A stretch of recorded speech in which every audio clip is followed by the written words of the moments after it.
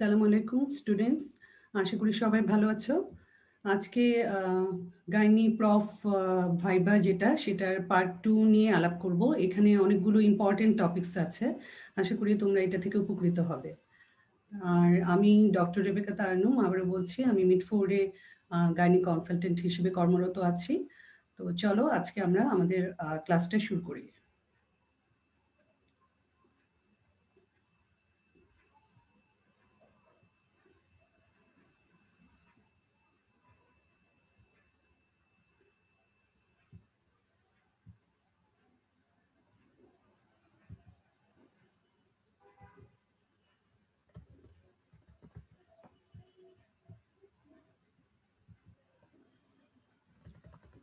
আমরা আগের ক্লাসে শেষ করেছিলাম ভ্যাজাইনাইটিস দিয়ে।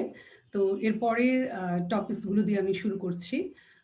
আমাদের ক্লাস শেষ হয়ে গিয়েছিল সেখানে পরের থেকে কোশ্চেন থেকে আমি স্টার্ট করছি। প্রথমে আমরা কোশ্চেন দেখছি যে causes of bleeding in early pregnancy. ব্লিডিংয়ে তোমাদের যদি এই কোশ্চেনটা জিজ্ঞেস করে যে tell me the causes of bleeding in early pregnancy, তাহলে প্রথমে বলতে হবে যে bleeding due to relation with pregnancy. আর কতগুলো কজ আছে বলতে হবে যে ব্লিডিং আনরিলেটেড উইথ প্রেগনেন্সি। তাহলে bleeding which is related to pregnancy, this are abortion, ectopic pregnancy, molar pregnancy, implantation bleeding. And there are some cause of bleeding which are not related to pregnancy. The bleeding occurs due to other causes, such as any lesion in the cervix, such as chronic cervicitis or cervical erosion or malignancy of the cervix, that is CA cervix, or any type of vascular malformation in the cervix or varicosity of the cervix. তাহলে বুঝতে পারছো যে তোমাদের যদি bleeding in early pregnancy জিজ্ঞেস করে তাহলে প্রথমেই আর্লি প্রেগনেন্সি ব্লিডিংয়ে আমি বলবো অ্যাবর্শন। 95% কেসেই হচ্ছে গিয়ে অ্যাবর্শন, অ্যাবর্শনটা বলতেই হবে। Due to abortion, number 2 ectopic pregnancy, এবং নাম্বার 3 বলতে হবে মোলার প্রেগনেন্সি, এবং নাম্বার 4 ইমপ্লান্টেশন ব্লিডিং, যেটা হচ্ছে গিয়ে তোমার 21 দিন যেদিন হয় মেনস্ট্রুয়াল সাইকেলে তখন ইমপ্লান্টেশনের জন্য স্লাইট যে ব্লিডিং হয় সেটা। আর কিছু কজ হতে পারে যে সে প্রেগনেন্ট কিন্তু তার প্রেগনেন্সি রিলেটেড ব্লিডিং নয়, bleeding due to other causes. এখন এই আদার কজ কোনগুলো, যেমন সিএস সার্ভিক্স অথবা chronic cervicitis or cervical erosion. এতটুকু বললেই তোমাদের অ্যান্সার কমপ্লিট। এরপরে দেখো কোশ্চেন যেটা আছে সেটা হচ্ছে যে mention the type of urinary incontinence. এখন ইউরিনারি ইনকন্টিনেন্স সেটার মধ্যে তোমাদের টাইপ জিজ্ঞেস করলে তোমরা এমবিবিএস লেভেলে বলবে যে there are 3 types of urinary incontinence: urge incontinence, stress incontinence and detrusor instability. তাহলে এখন পরের কোশ্চেনটা দেখো, how will you differentiate the 3 common types of incontinence by complaints. কোশ্চেনটা বুঝতে হবে যে সিমটম দিয়ে কিভাবে বুঝতে পারবে কমপ্লেইন দিয়ে যে এই 3 টাইপ অফ ইনকন্টিনেন্সকে আমি কিভাবে ডিফারেন্সিয়েট করব। তো প্রথমেই আমরা বলবো স্ট্রেস ইনকন্টিনেন্স, তারপর হচ্ছে urge incontinence and then detrusor instability. তাহলে প্রথমে তুমি স্ট্রেস ইনকন্টিনেন্স বলবে। স্ট্রেস ইনকন্টিনেন্সে তুমি বলবে যে escape of urine when there is any cause of stress such as coughing or straining at stool or sneezing. That is when there is any cause of stress, then there is leakage of urine. এরপরে তোমার আছে urge incontinence. Urge ইনকন্টিনেন্সে কি বলবে, there is unable to hold the leakage of urine when there is any patient feel any urgency. যার মানে হচ্ছে unable to hold the escape of urine when there is any urgency. তার যখন urgency আসবে তখন সে ইউরিনটাকে hold করতে পারবে না। এরপরে পেশেন্ট ডেট্রোসোর ইনস্টেবিলিটিতে কি কমপ্লেন বলবে, এখানেও তোমাকে বলবে যে there is leakage of urine due to detrusor instability during filling of the bladder and there is patient cannot control it. তাহলে কি বোঝা যাচ্ছে যে স্ট্রেস ইনকন্টিনেন্স, এখানে কোনো স্ট্রেসফুল সিচুয়েশনে হোয়েন দেয়ার ইজ স্ট্রেস, তখন এরপরে তুমি ডিফারেন্সিয়েট যদি বলা হয় তাহলে তারপরের পয়েন্টটা তুমি বলবে অ্যামাউন্ট। অ্যামাউন্টটা কি হবে? In stress incontinence amount of leakage of urine is small. আর যদি আর্জ ইনকন্টিনেন্স বলো তাহলে সেখানে তোমাকে বলতে হবে amount of leakage of urine is large. আর ডেট্রোসোন ইনস্ট্যাবিলিটিতেও amount of urine leakage is large. তার মানে স্ট্রেস ইনকন্টিনেন্সে অল্প ইউরিন লিকেজ হবে, আর আর্জ ইনকন্টিনেন্স এবং ডেট্রোসোন ইনস্ট্যাবিলিটিতে লার্জ অ্যামাউন্টে ইউরিন লিকেজ হবে। এরপরে কমপ্লেনটা কি? Control. In stress incontinence patient can control the escape of urine, কারণ এখানে কফিং স্নিজিং এর সময় তোমার লিকেজ অফ ইউরিন হয়। So patient can control the leakage of urine. But urge incontinence patient can not control the leakage properly, but can do it if properly and sufficiently adequately encouraged. যদি পেশেন্টকে counselling করা হয়, encourage করা হয়, তাহলে urge ইনকন্টিনেন্সটা patient control করতে পারে। কিন্তু ডেট্রোসোন ইনস্টেবিলিটিতে কি হবে? Patient can not control the leakage of urine. তাহলে কন্ট্রোলের ক্ষেত্রে আসলো যে patient can control the leakage of urine in stress incontinence and patient cannot control properly the leakage of urine in urge incontinence, but she can control a little bit if adequately encouraged or properly encouraged. And in case of detrusor instability, patient cannot control the leakage of urine. আরেকটি point তোমরা ডিফারেন্সিয়েশনের জন্য বলতে পারো যে there is no association of urinary tract infection in stress incontinence. Stress ইনকন্টিনেন্সে কোনো UTI এর ফিচার থাকবে না, but there is feature of urinary tract infection in urge incontinence and feature of urinary tract infection in detrusor instability. তার মানে ইউটিআইটা stress ইনকন্টিনেন্সে থাকবে না, কিন্তু ইউরিনারি ট্র্যাক্ট অ্যাসোসিয়েটেড থাকতে পারে আর্জ ইনকন্টিনেন্স আর হচ্ছে ডেট্রোসোর ইনস্ট্যাবিলিটিতে।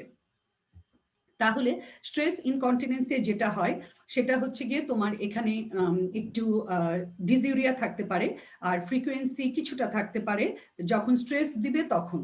আর আর্জ ইনকন্টিনেন্সের ক্ষেত্রে কি থাকে? আর্জেন্সিও থাকে, ফ্রিকোয়েন্সিও থাকে। আর তোমার ডেট্রোসোর ইনস্ট্যাবিলিটিতে দেখা যাবে নকচিউরিয়াও থাকে, আবার ফ্রিকোয়েন্সিও থাকে। তাহলে ডিফারেন্সিয়েশন বললে তোমরা ডেফিনেশনটা বলতে পারো, অ্যামাউন্টটা কেমন সেটা বলতে পারো, patient can control or not সেটা বলতে পারো, associated with infection or not, আর তারপরে হচ্ছে গিয়ে আর্জেন্সি কার ক্ষেত্রে থাকে? আর্জ ইনকন্টিনেন্সে থাকে, স্ট্রেসে কোনো আর্জেন্সি থাকে না, এবং ডেট্রোসোর ইনস্ট্যাবিলিটিতে ফ্রিকোয়েন্সি আর নকচিউরিয়া থাকে। এটা তোমাদের জন্য একটু কঠিন, তারপরেও কিন্তু তোমাদেরকে এই ইনকন্টিনেন্স সম্পর্কে এই বেসিক কথাগুলো জানতে হবে। এরপরে তোমাদের জন্য যেটা আছে সেটা হচ্ছে ভিবিএফ। প্রথমে যেটা আছে সেটা হলো গিয়ে cause of VBF. What are the cause of VBF? VBF এর কজ কিন্তু বলবে যে there are VBF occurs due to obstetrical cause and gynaecological cause, এবং in our country or in developing country 95% of the VBF occurs due to obstetrical cause. তাহলে obstetrical cause কি? তোমাকে বলতে হবে যে mainly ischaemic and traumatic. Ischaemic, that means in case of obstructed labour VBF occur. এখন obstructed লেবারে ভিবিএফ হয়, এটা তোমাদের ভাইভাতে লং কেজে সব সময় জিজ্ঞেস করে যে অবস্ট্রাক্টেড লেবারে কিভাবে ভিবিএফ হয়। কাজে what are the causes of VBF এ যখনই তুমি বলবে যে obstetrical cause and gynaecological cause, and in obstetrical cause most common cause is obstructed labor, তখন বলবে how can it develop VVF or vesicovaginal fistula। তখন তোমার এই এক্সপ্লেনেশনটা অনেক ক্ষেত্রে তোমাদের ভাইভা বোর্ডে জিজ্ঞেস করে। তখন তোমরা এখানে বলবে যে it results from prolonged compression of bladder base between fetal head and symphysis pubis। obstructed labor কি হয়? bladder base prolong একটা কম্প্রেশনের মধ্যে থাকে between the fetal head আর এই পাশে আছে pubic symphysis এর বোন। prolong compressionের জন্য there is ischemic necrosis এবং sloughing of the mucosa. As a result, 3 to 5 days later, fistula appears. তার মানে prolonged compression ischemia, necrosis, then sloughing of the mucosa, then fistula appears.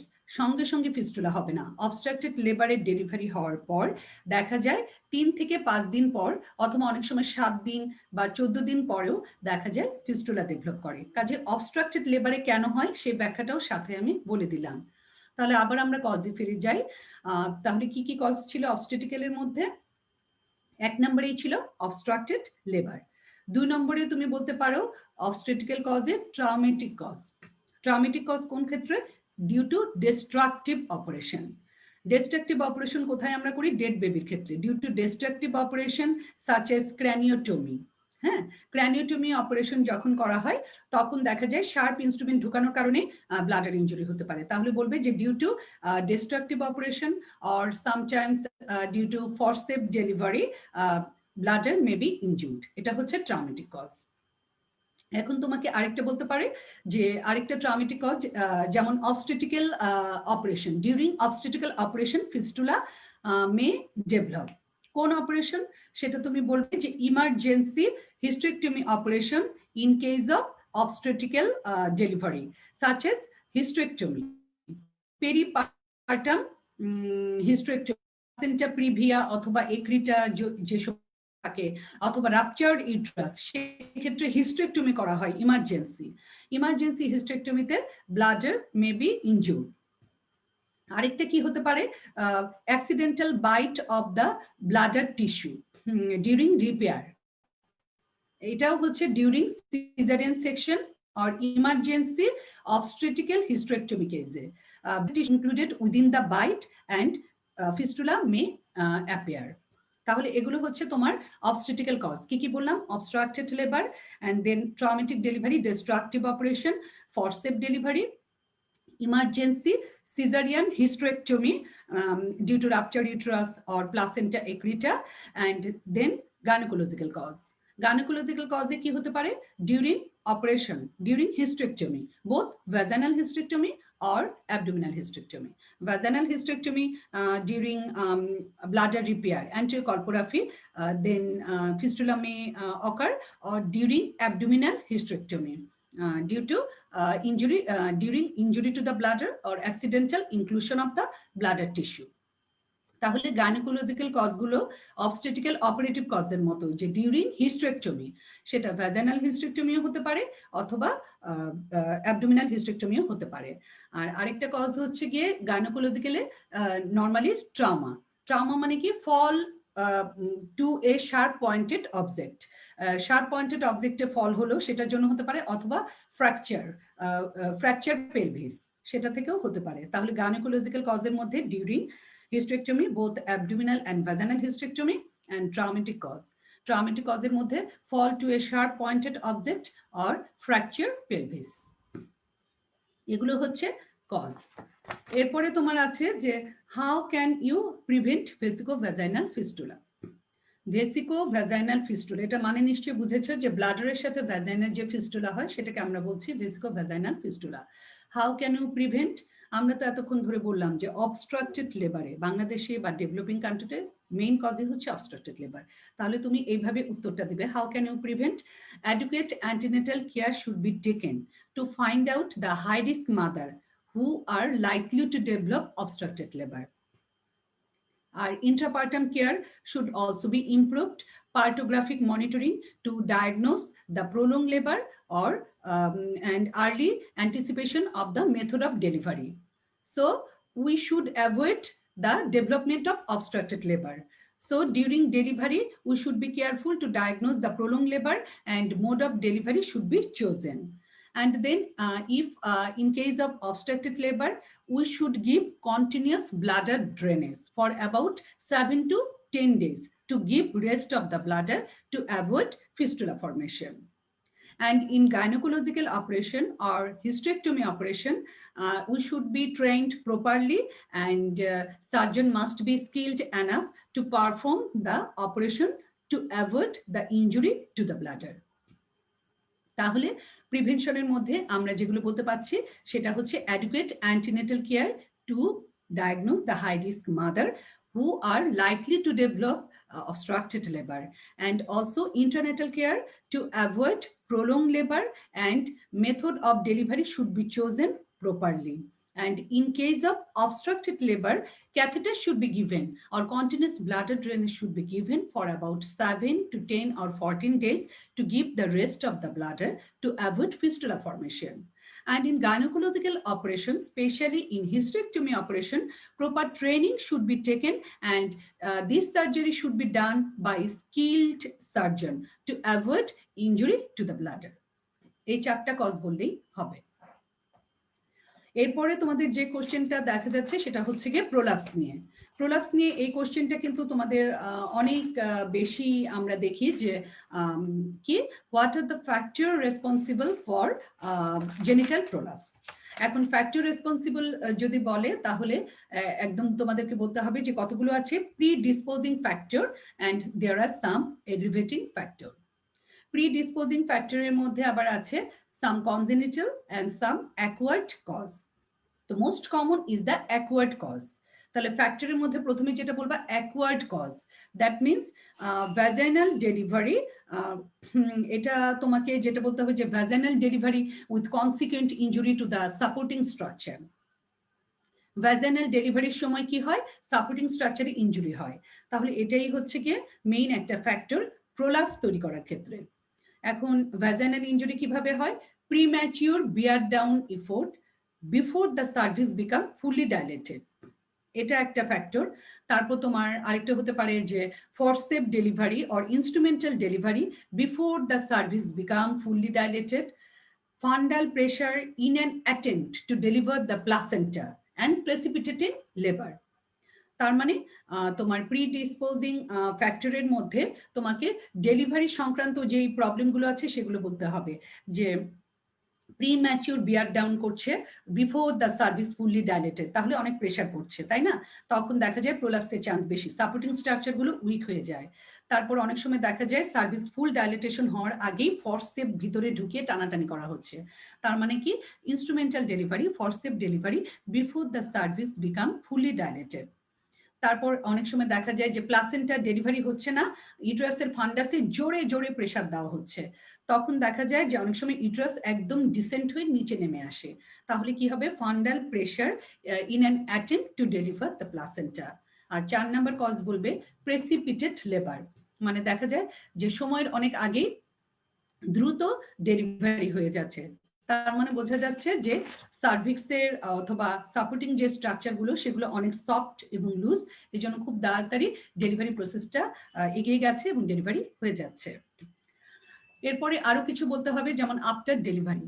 After ডেলিভারিতে দেখা যায় যে patient is ill nourished, early resumption of activity, patient didn't take proper rest, and patient repeated child birth at frequent interval, এগুলো প্রোলাপসের জন্য দায়ী। তাহলে কি বলতে হবে, বলতে হবে আফটার ডেলিভারি দেখা যায় patient early resumption of activity, আগে আগে কাজকর্ম শুরু করে দেয়, হেভি ওয়েট লিফট করে, রেস্ট নেয় না ঠিক মতো।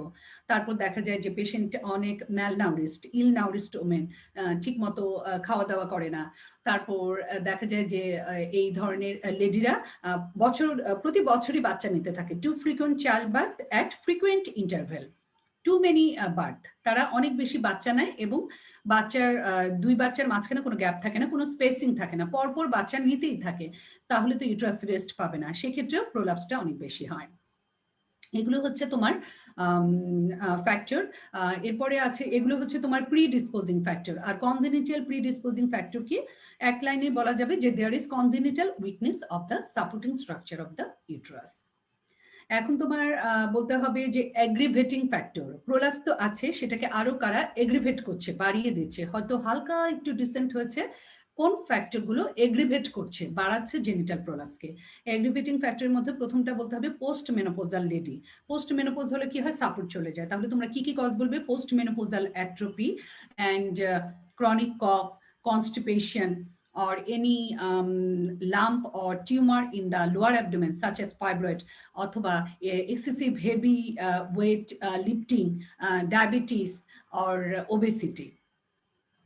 তাহলে এগ্রিভেটিং ফ্যাক্টরের মধ্যে ৩-৪টা কজ যদি মনে রাখো তাহলেই এনাফ, যেমন chronic cough, constipation, excessive or heavy weight lifting, তারপর হচ্ছে obesity, fibroid in the lower abdomen, in the uterus, এগুলো হচ্ছে অ্যাগ্রিভেটিং ফ্যাক্টর।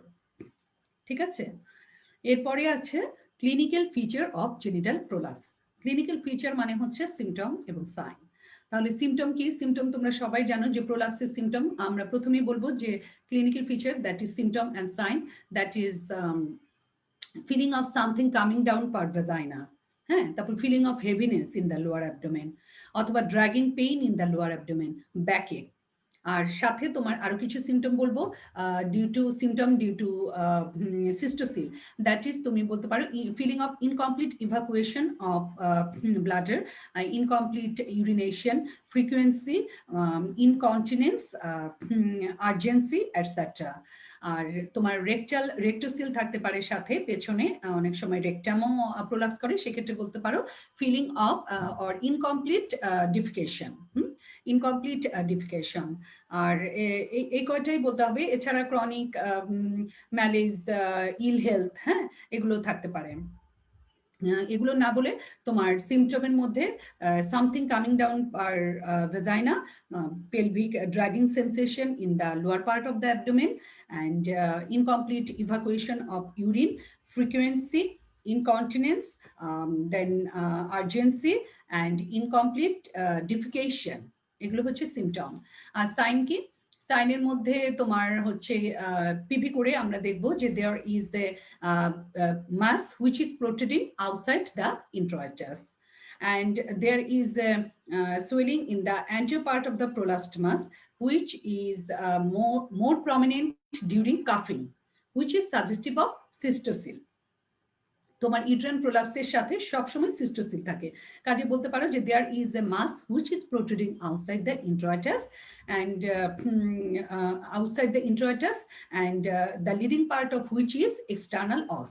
মানে তোমাকে বোঝাতে হবে যে এটা হচ্ছে ইউট্রাইন প্রোলাপস, হ্যাঁ, যে leading part of which is external os, and in the anterior part of the mass there is a bulging which is increased on coughing, and there is also uterine prolapse and a bulging in the posterior vaginal wall which is suggestive of rectocele। এখন এখানে তোমার এটা হচ্ছে গিয়ে sign. সাইনের মধ্যে তোমার প্রোলাপসের অনেক সময় জিজ্ঞেস করে যে প্রোলাপস ডিগ্রিগুলো, first degree, second degree, third degree prolapse, হ্যাঁ। আর এখন কিন্তু পপকিউ ক্লাসিফিকেশন এসেছে, যে কোয়ান্টিফিকেশন, যেটা পেলভিকের কোয়ান্টিফিকেশন সিস্টেম, কিন্তু সেটা তোমাদের আন্ডার গ্র্যাজুয়েট লেভেলে ধরবে না, কিন্তু তুমি এমনি জানতে পারো যে কি ক্লাসিফিকেশন এখন করা হয়, পপকিউ, পেলভিক অর্গান কোয়ান্টিফিকেশন সিস্টেমের জন্য pelvic organ prolapse quantification system, POP-Q classification করা হয়, নামটা জানলেই চলবে। আর তোমাদেরকে কিন্তু ওই ফার্স্ট ডিগ্রি, সেকেন্ড ডিগ্রি এবং থার্ড ডিগ্রি এভাবেই ধরবে। ফার্স্ট ডিগ্রি তোমরা জানো যে descent of the uterus, but the external os still remain inside the introitus. আর সেকেন্ড ডিগ্রি কোনটা হবে?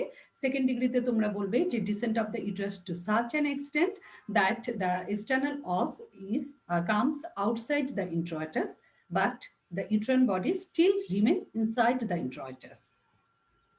Third degree কোনটা বলবে?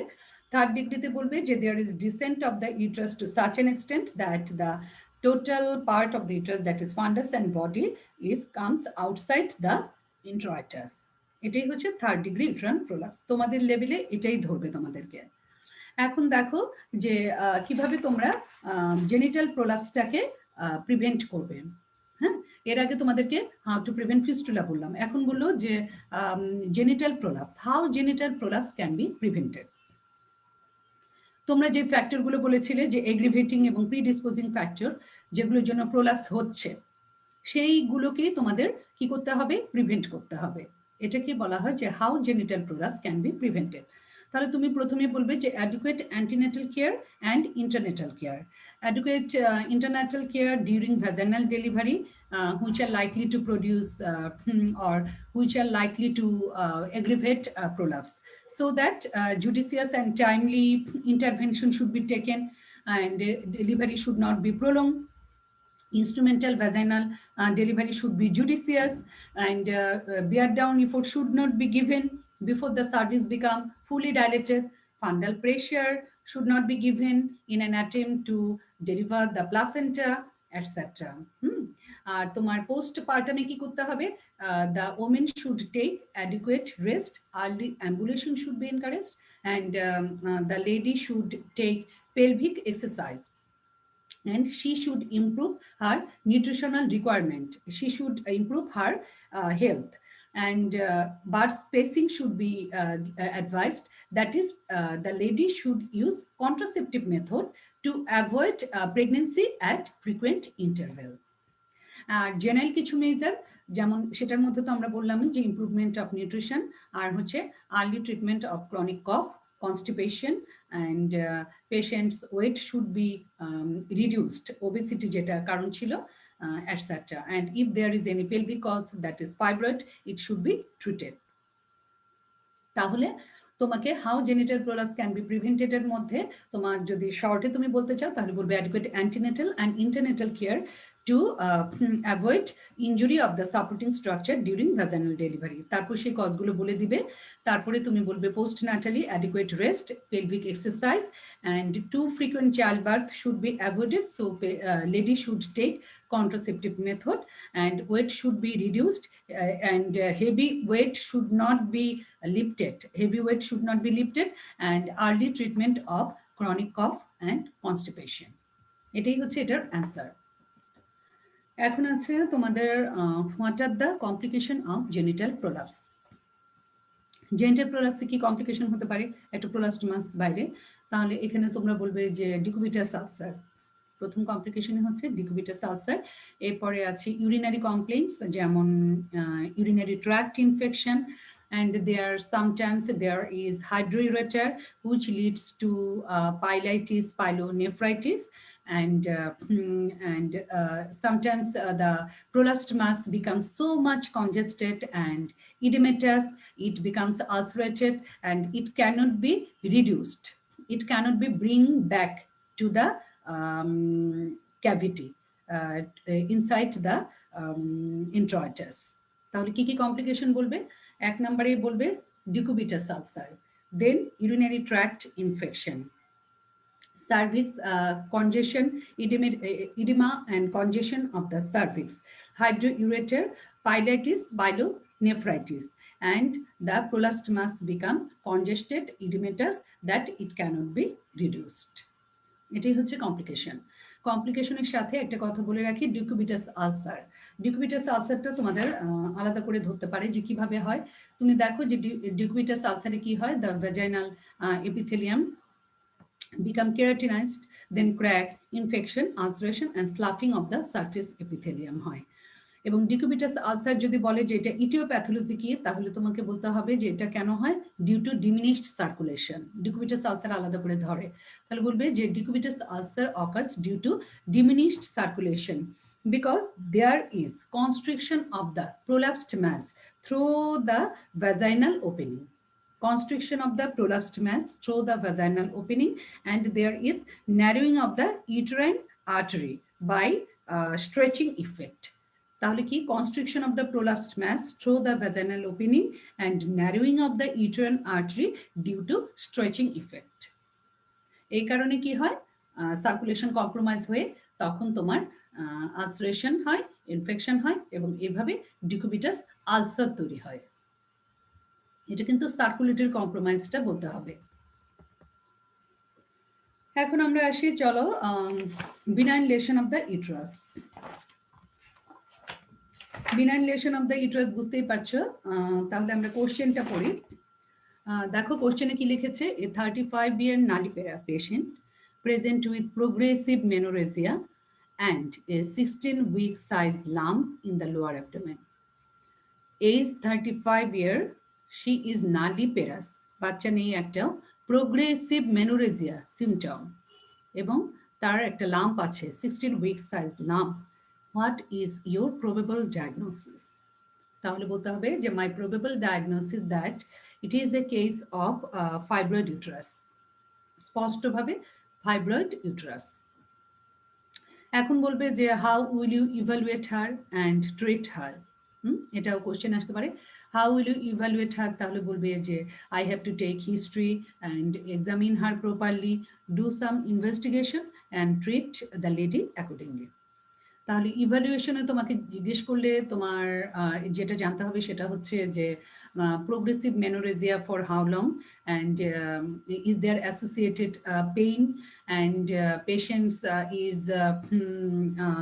there is a feature of anemia, that is patient is weak, palpitation, অনেক সময় palpitation, dyspnea, weakness এগুলো থাকে, patient looks pale, হ্যাঁ, পেল লুকিং, এগুলো তোমাকে জিজ্ঞেস করতে হবে।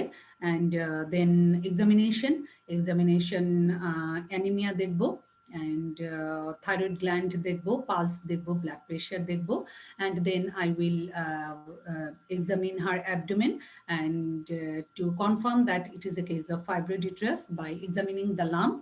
And in case of fibroid uterus, the lump is about 16 week size, firm in consistency, and it is cannot mobile is it is mobile and from side to side, but not from above downwards, and margin is regular, surface maybe lobular, etc. And on parvaginal examination, I have seen that there is a lump or mass in the uterus which is continuous, because on movement of the mass per abdomen, there is cervix is also moved. তার মানে হচ্ছে গিয়ে লাম্পটা যখন অ্যাবডোমেনে move করছে, service is also moved, so that it is A uterine lump, and there is fornix is free, and no lump is failed through the fornix, and it is non-tender, and the size correspond to that of abdominal finding, that is it is 16 week size, consistency firm, non-tender, etc. Then I will do some investigation for confirmation, especially confirmation of my diagnosis. I will confirm my diagnosis by doing an ultrasonogram.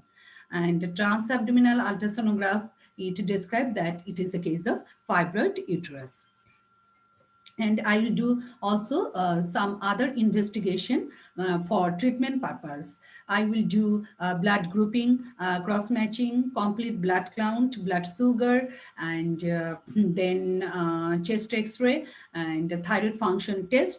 And in case of this lady, also I will do hysterosalpingogram to see the tubal patency, and if facility available, I can also do the hysteroscopy to see whether there is any intrauterine or submucosal fibroid.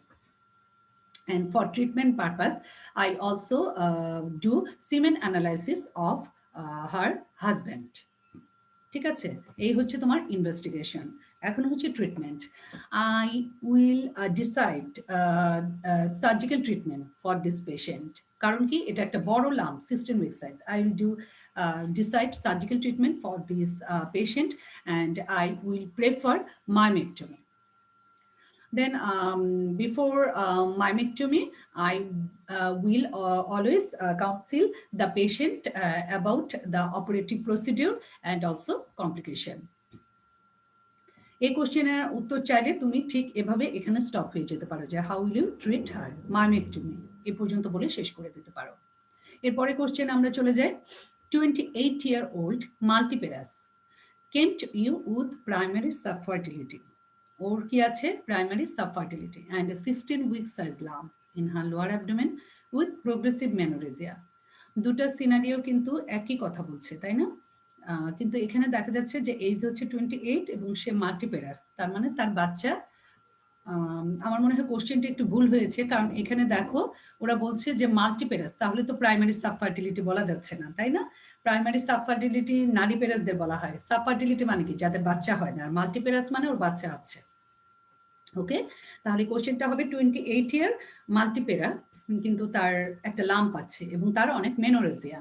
ঠিক আছে, 28 year তার বয়স। এখন what is your probable diagnosis? Diagnosis কিন্তু same, diagnosis হচ্ছে তোমার fibroid uterus. How will you manage this case? তোমার কিন্তু সেম ম্যানেজমেন্টের মধ্যে হিস্ট্রি, এক্সামিনেশন, ইনভেস্টিগেশন এবং ট্রিটমেন্ট। ট্রিটমেন্টের মধ্যে আমি একটা কথা বলতে ভুলে গিয়েছি, সেটা হলো প্রোগ্রেসিভ মেনোরেজিয়া বলেছে, তাই না? তাহলে কি I have to correct her anaemia also.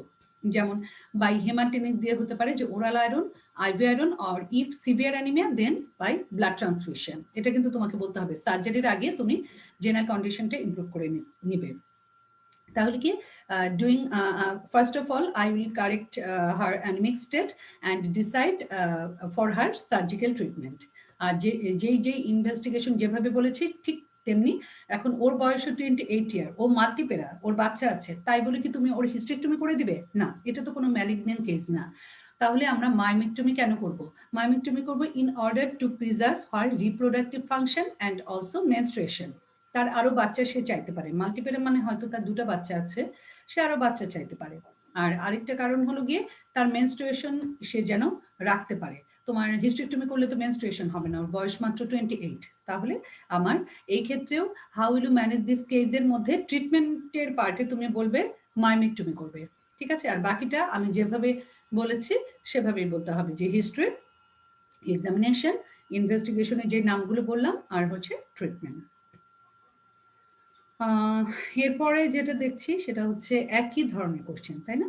28 year old নালিপেরা, এখানে ওটা ছিল মাল্টি আর এটা হচ্ছে নালি।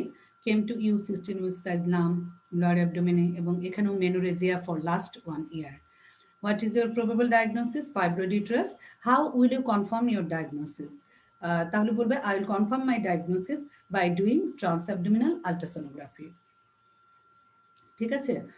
আর কনফার্ম ট্রান্সঅ্যাবডোমিনাল আল্ট্রাসোনোগ্রাফিতে তুমি কি দেখতে পাবে? তুমি বলবে যে ইউটেরাসে যে মায়োমা আছে 16 উইক সাইজ, ওটা তোমার হাইপোইকুইক একটা ম্যাস থাকবে, ইউটেরাসটা অনেক বড় থাকবে এবং ম্যাসটা দেখা যাবে। কাজে আল্ট্রাসোনোগ্রাফিতে তুমি কনফার্ম করবে। হাউ উইল ইউ ট্রিট হার? যেহেতু 28 ইয়ার, তাহলে তুমি একই বলবে যে I will correct her anaemia and do myomectomy. এক্ষেত্রেও তুমি মায়োমেক্টমি করবে। আরেকটা কোশ্চেন দেখো, 30 ইয়ার ওল্ড, সব ধরনের কোশ্চেন একই, একটু জাস্ট চেঞ্জ করে দিতে পারে। তোমার কোশ্চেনের অ্যান্সারটা তোমাকে বুঝতে হবে এইজ অনুযায়ী, আর হচ্ছে আর কি কি কমপ্লেন বলছে সেই কমপ্লেনগুলো কি ট্রিটমেন্ট দিচ্ছ সেটা অনুযায়ী। সো এখানে বলা হচ্ছে যে 30 year old regularly menstruating women, এখানেও একটা লাম্প আছে। How will you confirm the diagnosis that it is a case of fibroid uterus? তোমাকে কিন্তু বলেছে কিভাবে কনফার্ম হবে। তুমি এক্সামিনেশন করলে ফাইব্রয়েড ইউটেরাস সেটা বুঝলে, পার অ্যাবডোমিনাল এক্সামিনেশন করলে, পার ভেজাইনাল করলে, পার অ্যাবডোমিনাল আর ভেজাইনালের ফাইন্ডিংগুলো কিন্তু আমি প্রথম কোশ্চেনে বলে দিয়েছি। কিন্তু তোমাকে বলেছে how will you confirm your diagnosis? তাহলে সে একই উত্তর দিবে, I will confirm my diagnosis by doing an transabdominal ultrasonography. ঠিক আছে, এক কথায় উত্তর। Mention the cause of menorrhagia in case of fibroid uterus. এটা তোমাদেরকে কিন্তু প্রচুর ধরে, যে মেনোরেজিয়া কেন হয় ফাইব্রয়েড ইউটেরাসে, একটা টিউমারের জন্য কেন মেনোরেজিয়া হয়, হেভি মেনস্ট্রুয়াল ব্লাড লস কেন হয়। তাহলে এটা একদম কয়েকটি পয়েন্ট আছে, যেমন প্রথমে বলবে যে due to fibroid there is increase surface area of the uterus, so there is increase bleeding, menorrhagia.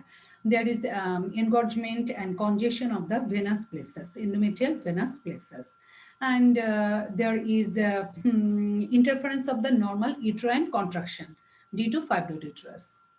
তাহলে এই 3টা পয়েন্ট তোমাদের জন্য মনে রাখলেই হবে, যে একটা হচ্ছে ইনক্রিজ সারফেস এরিয়া, আর একটা হচ্ছে increase congestion and venous congestion এবং dilatation of the endometrial venous plexus and normal interference of the normal uterine contraction due to fibroid uterus. So there is menorrhagia. 3টা কজ করবে। আচ্ছা, এরপরে আছে কি, a multipara lady came to you lump 14 week instead of menorrhagia, probable diagnosis confirm, একই কথা তাই না? দেখো 3 নম্বর পয়েন্ট একটু different. What complication May arise if left untreated? তার মানে ওরা বলতে চাচ্ছে যে ফাইব্রয়েড ইউটেরাসকে আমরা যদি ট্রিটমেন্ট না দিই তাহলে কি কি কমপ্লিকেশন হতে পারে।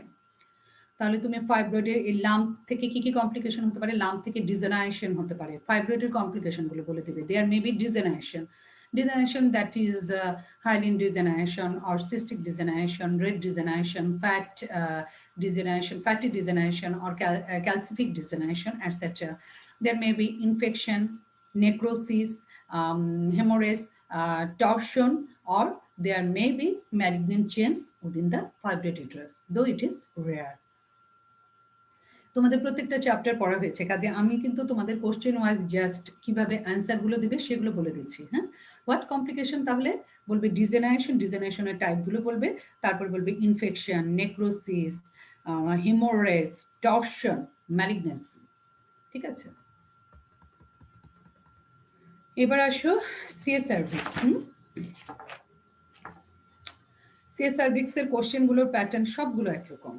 দেখো কি বলেছে, a 45-year-old lady came with foul-smelling vaginal discharge with postcoital bleeding. On examination, a cauliflower-like growth was found on the cervix. What is your probable diagnosis? My probable diagnosis that it is a case of carcinoma cervix, that is CS cervix. How will you confirm your diagnosis? For confirmation of my diagnosis, I will do biopsy from that growth. What are the treatment options of this case? As it is a case of CS cervix, its treatments depends upon on the staging of the cancer. And we can give, in early stage, we can do both surgery and we can also give radiotherapy. But in advanced case, we can only give radiotherapy and with chemotherapy if needed. And if the growth is much larger, then we can give neoadjuvant chemotherapy followed by radiotherapy. এটা কিন্তু তোমার viva বোর্ডে যদি এক কথা জিজ্ঞেস করে তাহলে এভাবে তুমি বলবে, কিন্তু তোমার এখানে আটকাতে পারে। যেমন প্রথমে আমি বলেছি যে surgery or radiotherapy. Surgery can be done, surgery can be done up to stage 2A. Which surgery can be done? তখন তোমাকে কোশ্চেন জিজ্ঞেস করতে পারে। তুমি radical hysterectomy with pelvic lymphadenectomy and with তোমার radiotherapy। তাহলে কি radical hysterectomy with pelvic lymphadenectomy and with concurrent radiotherapy।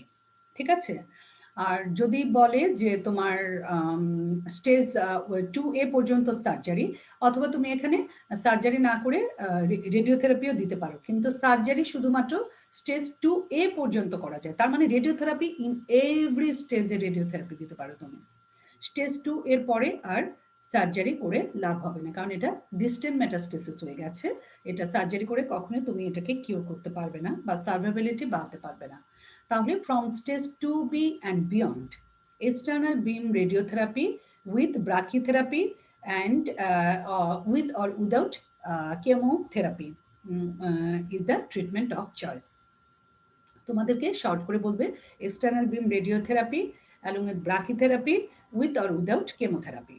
আর আরেকটা কথা বললাম যে if the tumor size is large enough where the radiotherapy is insufficient, in that case we can give at first neoadjuvant chemotherapy followed by radiotherapy.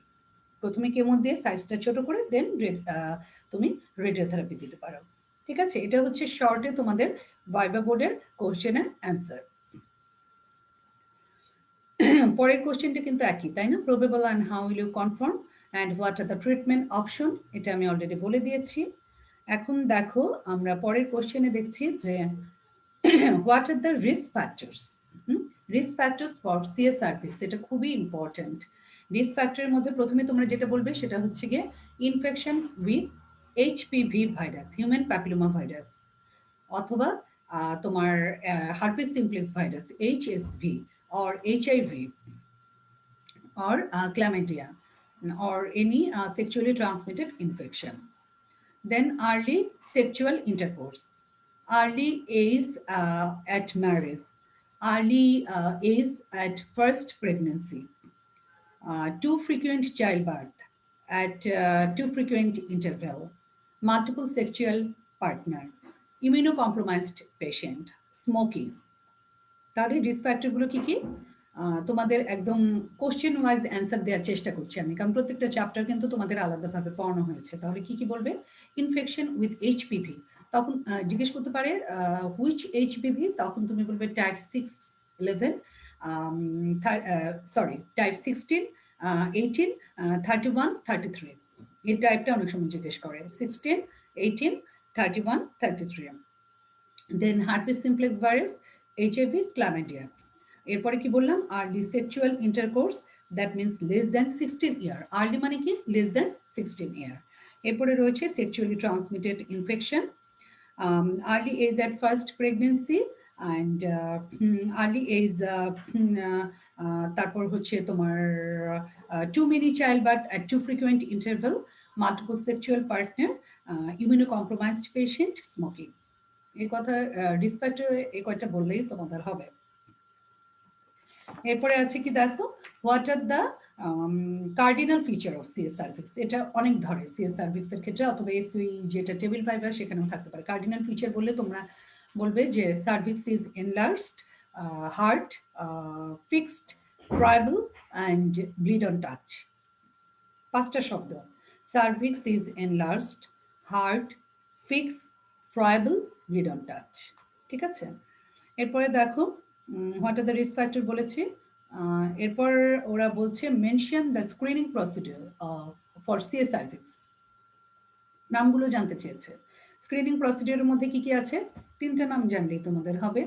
একটা হচ্ছে VIA মানে visual inspection on acetic acid, তারপরটা হচ্ছে Pap smear মানে cytology, আর আরেকটা আছে HPV DNA. তোমাদের লেভেলে এই 3টা নাম জানলেই চলবে। সিএস সার্ভিস নিশ্চয়ই তোমাদের ক্লাস হয়েছে, আমি ডিটেলস কিছু বলবো না। এখন দেখো what are the aetiological factor of CA cervix. Risk ফ্যাক্টরে যেগুলো বলেছে সেগুলোই বলে দিতে হবে। হ্যাঁ, HPV infection, herpes simplex, HIV, early sexual intercourse, multiple sexual partner, too many child birth, হ্যাঁ, ইমিউনোসাপ্রেশন, এগুলো ইটিওলজিক্যাল ফ্যাক্টর। এখন দেখো what are the clinical feature and the treatment of CA cervix. আমরা ট্রিটমেন্ট নিয়ে আলাপ করে ফেলেছি, তাহলে ক্লিনিক্যাল ফিচারগুলো আমরা বলে ফেলি। ক্লিনিক্যাল ফিচার মানে হচ্ছে গিয়ে তোমার কি সিমটম এবং সাইন। সিমটমের মধ্যে কি কি বলবে, তাহলে প্রথমে বলবে intermenstrual bleeding, intermenstrual bleeding, post coital bleeding, dirty brown vaginal discharge, heavy irregular vaginal bleeding, backache, এগুলো। তাহলে মেইন সিমটম কোনগুলো বলবে, বলবে intermenstrual bleeding, post-coital bleeding, dirty brown vaginal discharge, heavy irregular vaginal bleeding, backache, and in late stage, frequency of micturition, urgency, dysuria, urinary incontinence, hematuria। R rectal প্রবলেমের ক্ষেত্রে বলতে পারো যে পেইনফুল ডিফিকেশন, রেকটাল ব্লিডিং, এরপর হতে পারে low backache, sciatica, oedema of the leg, anorexia, malaise. ঠিক আছে, এগুলো হচ্ছে সিমটম। আর সাইনের মধ্যে কি বলবে, সাইন হচ্ছে গিয়ে on examination patient anaemic, cachectic, there may be ascites on the abdomen, patient may be edematous, and on parvaginal examination সাইনটা কিন্তু তোমার পারভেজাইনাতে সার্ভিস দেখতে কেমন সেটাই শুনতে চাবে। সেক্ষেত্রে তোমরা বলতে পারো যে on per speculum examination cervix is broad, misshapen, enlarged, and on pelvic or bimanual examination it feels hard and it is fixed, friable, and there is bleed, contact bleeding is present. Bleeding is present on examination. Examination করলে bleeding চলে আসে, তাহলে কি ওই cardinal ফিচারগুলো বলে দিবে এক্সামিনেশনের। Cervix maybe enlarged, misshapen, তারপরে atrophied or excavated or ulcerated or replaced by a hypertrophic mass, and it is fixed, friable, and easily bleed on touch or on examination। ঠিক আছে, rectal examination also should be done to see the extent of the disease, মানে metastasis দেখার জন্য। এরপরে দেখা যাচ্ছে treatment আমরা জানি। তারপরে question complication of radiotherapy, complication of radiotherapy in the treatment of CA cervix. রেডিওথেরাপির বেশ কিছু কমপ্লিকেশন আছে, এর মধ্যে তোমার আর্লিও আছে, আবার লেটেও কিছু কমপ্লিকেশন থাকে। এখন আর্লি কমপ্লিকেশনের মধ্যে তোমাকে বলতে হবে গ্যাস্ট্রোইন্টেস্টাইনাল সিমটমগুলো, যেমন এন্ট্রাইটিস, ডায়রিয়া, তারপর হচ্ছে cystitis, vulvitis, bone marrow suppression, that is anaemia, leucopenia, thrombocytopenia, এগুলো বললেই হবে। আর লেট কিছু কমপ্লিকেশনের মধ্যে যেমন ধরো প্রোক্টোসিগময়েডাইটিস, এটা তোমাদের মনে নাও থাকতে পারে। তারপর হচ্ছে তোমার হেমাচুরিয়া, হেমোরেজিক সিস্টাইটিস, তারপর হচ্ছে স্মল বাউল এবং লার্জ বাউলের stricture, rectovaginal, vesicovaginal fistula, pelvic fibrosis and loss of ovarian function. আমার মনে হয় তোমাদের এত কমপ্লিকেশন মনে থাকবে না। তারপরে তোমাদের কমপ্লিকেশন জিজ্ঞেস করলে তোমরা বলবে কি enteritis, gastroenteritis, diarrhoea, nausea, vomiting বলতে পারো।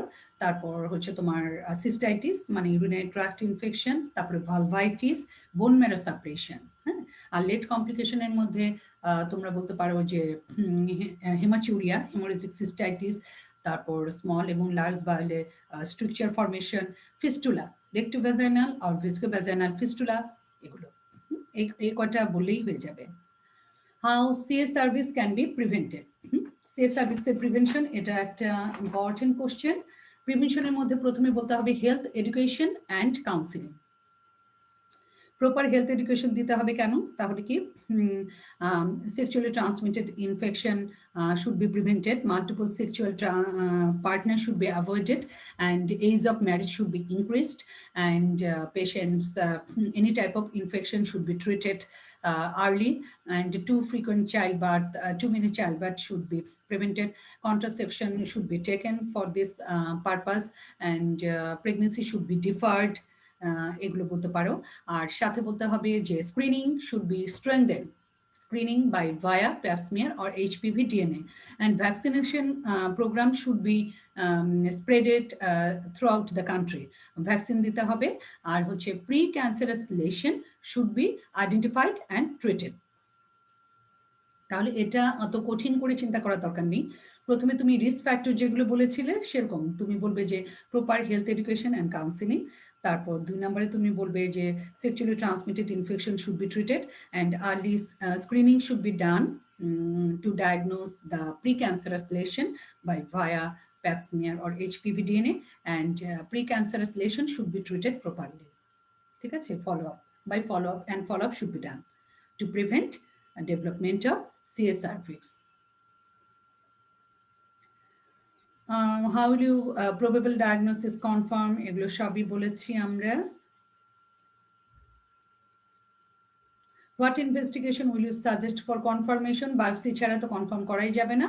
আর সাথে আমরা কিন্তু এক্সটেন্ট অফ ডিজিজ যেটা সেটাকে দেখার জন্য আমরা সিস্টোস্কোপি করি, সিগময়েডোস্কোপি করি, প্রোক্টোস্কোপি করি, তারপর তোমার সিটি স্ক্যান, এমআরআই করি। হ্যাঁ, সেগুলোর সাথে তুমি বলে দিতে পারো যে for confirmation I will do biopsy, and also to see the extent of the lesion side by side I can do cystoscopy, sigmoidoscopy মানে colonoscopy, proctoscopy, CT scan, MRI। ঠিক আছে, ট্রিটমেন্ট অপশন বলা হয়েছে। এরপরে দেখো what the screening, what do mean by VIA. VIA মানে কি visual inspection of acetic acid. What are the advantage of VIA over pap smear. VIA কিন্তু অনেক বেশি করা হয় প্যাপ স্মিয়ারের চেয়ে, কাজে ভায়ার কিন্তু অনেক অ্যাডভান্টেজ আছে। অ্যাডভান্টেজ জিজ্ঞেস করলে কিভাবে অ্যান্সারটা দিবে, বলবে যে VIA is cheap and simple, and sensitivity is very high, up to 98%. It can be easily reproducible and it can be seen directly, and it is technically very easy so that any medical person can be trained up for a short period of time and can do the via. তাহলে main অ্যাডভান্টেজটাই হচ্ছে যে via is cheap and simple, and its sensitivity is very high, up to 98%. It is reproducible, can be seen directly, and it can be done throughout the country, even in the level of the village, by proper training and simple training technique to the medical personnel.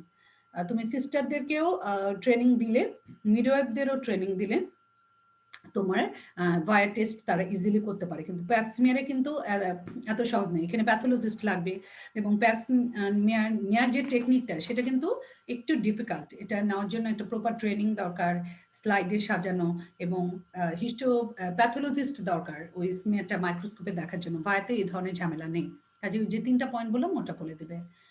আর এমনিতে সাথে তোমার আরেকটা question শুনে রাখো যে advantage of VIA, তাহলে what is the disadvantage of VIA? Disadvantage বললে বলবে যে এটার হলো গিয়ে সেন্সিটিভিটি হাই বাট স্পেসিফিসিটি লো।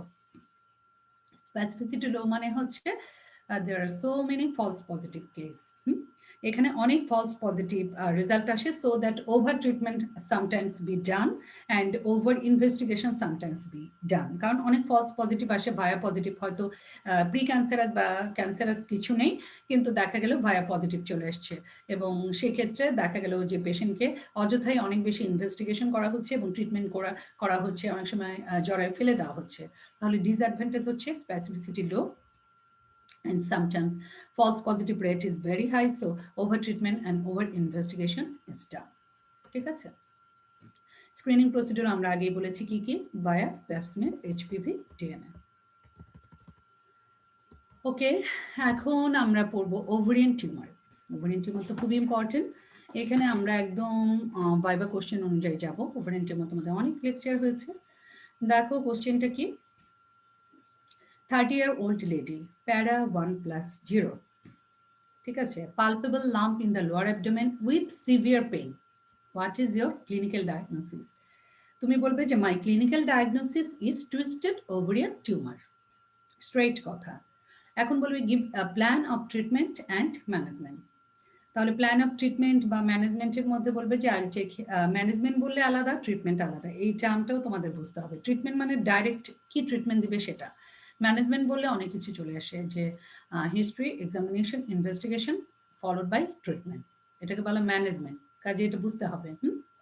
তো তোমার কি করতে হবে, হিস্ট্রি নিতে হবে, পেইন, তার severity, whether lump is diagnosed early or not early or now, associated symptom, পেইনের সাথে কি থাকতে পারে, ফিভার থাকতে পারে, ভমিটিং, নশিয়া, এগুলো থাকতে পারে, এগুলো সিমটম শুনে নিলাম। Then examination, tenderness of the abdomen, general examination থেকে শুরু করবে, patient is toxic looking, pulse is rapid, tachycardia, and there is temperature is high, that is pyrexia, and on parabdominal examination, abdomen is tender and to touch, sometimes a tender lump is found. There is restriction of the movement of the lump, and on parvaginal examination, pelvic examination is painful, a tender lump is present through the fornix.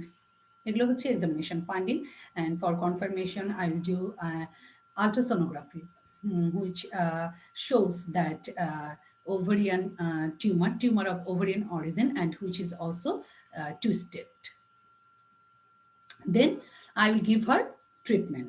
Treatment হচ্ছে patient should prepare for surgical treatment. So first of all, I will resuscitate the patient, open an IV cannula, keep the patient nothing per oral, give IV fluid if needed, arrange for blood transfusion, and take the patient to operation theatre for laparotomy.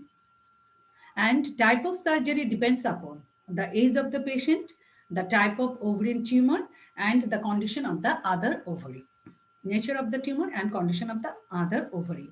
তোমাকে যদি শুধু treatment জিজ্ঞেস করতো তাহলে তুমি বলতে যে I will decide for her laparotomy, conservative treatment বলবো না, I will decide the for the patient surgical treatment, that is laparotomy.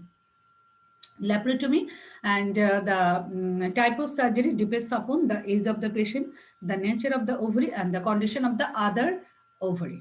দুই আরেক সাইডের ওভারি কন্ডিশন বুঝে, যেমন if patient is young and I found that the ovary is twisted and it is benign looking, and other ovary is healthy looking and healthy, then I will prefer oophorectomy, ওভারিয়েটমি, তার মানে ওই পাশের আমি ওভারিটা ফেলে দেবো, কিন্তু এই অপারেশনটার নাম হবে কি ইউনিল্যাটারাল সালপিঙ্গোফ্রেক্টমি, কারণ এখানে টিউবও পেঁচিয়ে যায় ওভারিয়ান টিউমারের সাথে, হ্যাঁ, ফেলোপিয়ান টিউবও পেঁচানো থাকে, টুইস্টেড থাকে। So I preferred surgery is unilateral salpingo-oophorectomy if the patient is young and the opposite ovary is benign and healthy looking.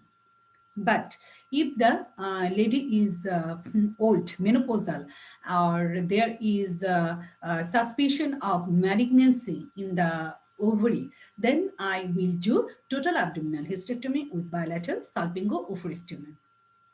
Even if there is suspicion of gross malignancy, then I will prefer total abdominal hysterectomy with bilateral salpingopectomy.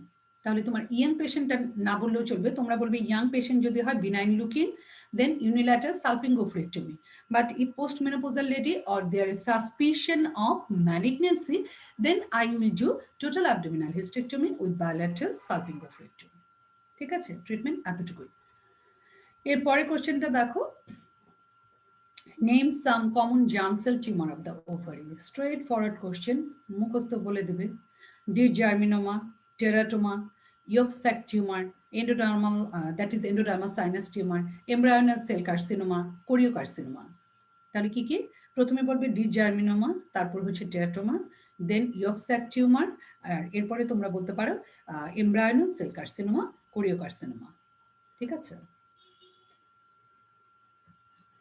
Clinical feature of a malignant ovarian tumor. এটাও ধরে clinical feature মানে কি symptom and sign.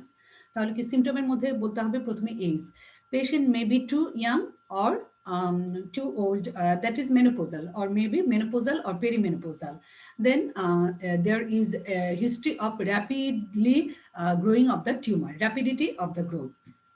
And patient may complain of pain in the abdomen, or there is a pain in the abdomen. হ্যাঁ, pain থাকতে পারে।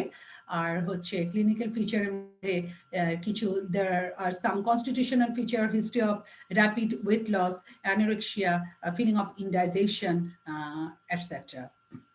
আর এর মধ্যে তোমার সাইনের মধ্যে কি হতে পারে? Feature of weight loss, that is weight is lost, and then patient may be anemic, and there may be lymph node is palpable, especially the supraclavicular lymph node. There may be edema. এগুলো হচ্ছে general examination finding. And on para-abdominal examination, I may found swelling in the lower abdomen, ascites, and the swelling may be consistency form to hard. It is maybe a fixed tender, and there may be bilateral lump, and there may be ascites or solidity of the tumor, etc. মানে para-abdominally তুমি বলতে পারো যে there is ascites or swelling, or there may be bilateral lump may be formed to hard, fix and non-mobile, that is fix, দেখা যাবে fix in all direction, এরকম হতে পারে। আর এরপরে হচ্ছে ক্লিনিক্যাল ফিচারের মধ্যে তোমার পারভাজাইনাল এক্সামিনেশন। Parvaginal examination কি বলবে? Lump may be felt through the fornix, which may be fixed, found to hard in consistency or tender. ঠিক আছে, এটা হচ্ছে clinical feature. What are the epithelial tumor of the ovary? Epithelial tumor may be benign or malignant. তাহলে একবারে নামগুলো বললেই হবে। The epithelial tumor of the ovary are serous tumor, mucinous tumor, Brenner tumor or clear cell tumor, endometrioid tumor, mixed tumor. তাহলে কি কি বলবে? serous tumor, mucinous tumor, transitional cell tumor, or clear cell, then clear cell tumor, endometrioid tumor, mixed tumor. এগুলো হচ্ছে epithelial tumor. What are the complication of serous cyst adenoma? তোমার ovarian টিউমারের complication গুলোই তুমি এখানে বলবে যে what are the complication of serous cyst adenoma. Complication তাহলে কি হতে পারে? কমপ্লিকেশনের মধ্যে তুমি বলতে পারো যে haemorrhage, torsion, infection, necrosis and malignancies. তাহলে কি কি বলতে পারো? তাহলে হেমোরেজ, ইনফেকশন, টর্শন, নেক্রোসিস আর হচ্ছে ম্যালিগনেন্সিয়াস। ঠিক আছে। Name some hormone producing tumour. Hormone producing tumour নামগুলো বললেই হবে, এখানে চটপট করে নামগুলো বলে দিবে, যেমন granulosa cell tumour, Sertoli cell tumour, Sertoli Leydig cell tumour, androblastoma. এগুলো granulosa cell tumour, Sertoli Leydig cell tumour, androblastoma, এই তিনটা নাম বললেই তোমাদের জন্য হয়ে যাবে এনাফ। এরপর দেখো what are the complication of mucinous cyst adenoma. Mucinous cyst অ্যাডেনোমার কমপ্লিকেশনের মধ্যে একই রকম তোমরা বলবে যে টর্শন, হেমোরেজ, ইনফেকশন, তারপর ম্যালিগনেন্সি অথবা সিউডোমিক্সোমা, পেরিটোমি। হ্যাঁ, এগুলো হচ্ছে তোমার কমপ্লিকেশন। কমপ্লিকেশনের নাম জিজ্ঞেস করলে এভাবে কমপ্লিকেশন নামগুলো বলে দেবে। এরপর একটা কোশ্চেন দেখা যাচ্ছে যে how will you treat a case of functional cyst. Functional cyst treatment, তাহলে এটা বলার আগে আমার মনে হয় একটু বলা উচিত যে what do mean by functional cyst. Functional cyst মানে কি? Functional cyst হচ্ছে such type of cyst which occurs due to some hormonal imbalance and which is regress spontaneously. এদেরকে ফাংশনাল সিস্ট বলে, যে হরমোনাল ইমব্যালেন্সের জন্য হয় এবং এরা কিন্তু স্পন্টেনিয়াসলি রিগ্রেস করে, হ্যাঁ, ডিসঅ্যাপিয়ার করতে পারে স্পন্টেনিয়াসলি। এটাই হচ্ছে ফাংশনাল সিস্ট। ট্রিটমেন্টের আগে আরেকটা কথা, যে what are the functional cyst, name some functional cyst. Functional সিস্টের নাম জিজ্ঞেস করলে তোমরা বলবে follicular cyst, corpus luteum cyst, theca lutein cyst, granulosa lutein cyst. What are the functional cyst বলে দিলাম। Follicular cyst, corpus luteum cyst, theca lutein cyst, granulosa lutein cyst. এখন হচ্ছে ট্রিটমেন্ট। ট্রিটমেন্টের মধ্যে প্রথমেই হচ্ছে গিয়ে তোমার রিঅ্যাসুরেন্স এবং কাউন্সিলিংটা করতে হবে, এবং পেশেন্টের diagnosis should be confirm. Functional cyst mostly less than 3 centimetre থাকে, এবং we should confirm firstly confirm our diagnosis. Patient may remain asymptomatic or there may be mild pain, and on ultrasonography unilocular clear anechoic fluid, no septa, no capsule, and unilateral distribution, and usually less than 3 centimeter. And CA 125 is normal. তাহলে এটাই তো functional cyst. তাহলে treatment হচ্ছে counselling, reassurance, it regress spontaneously, and sometimes we'll give hormonal treatment, oral contraceptive pill, then it will spontaneously disappear. ঠিক আছে? আর যদি if there is any persistence then need laparoscopy or ল্যাপ্রোটমি। তাহলে ট্রিটমেন্টের মধ্যে বলতে হবে যে রিগ্রেস করে spontaneously, wait and follow up and do an ultrasonogram again 3 to 6 months later, or patient may need hormonal treatment such as oral contraceptive pill or any progesterone type of drug. এটাই হচ্ছে treatment.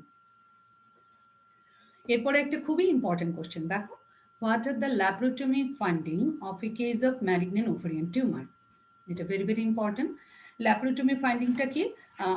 After opening of the peritoneal cavity malignant চেঞ্জের মধ্যে দেখা যাবে যে there is haemorrhagic peritoneal fluid may be found, and ovarian tumor may be found bilateral distribution, solidity of the tumor, capsule may be broken, there is engrossed blood vessel or neovascularization over the tumor, and secondary deposits is found in the peritoneum and other pelvic structure.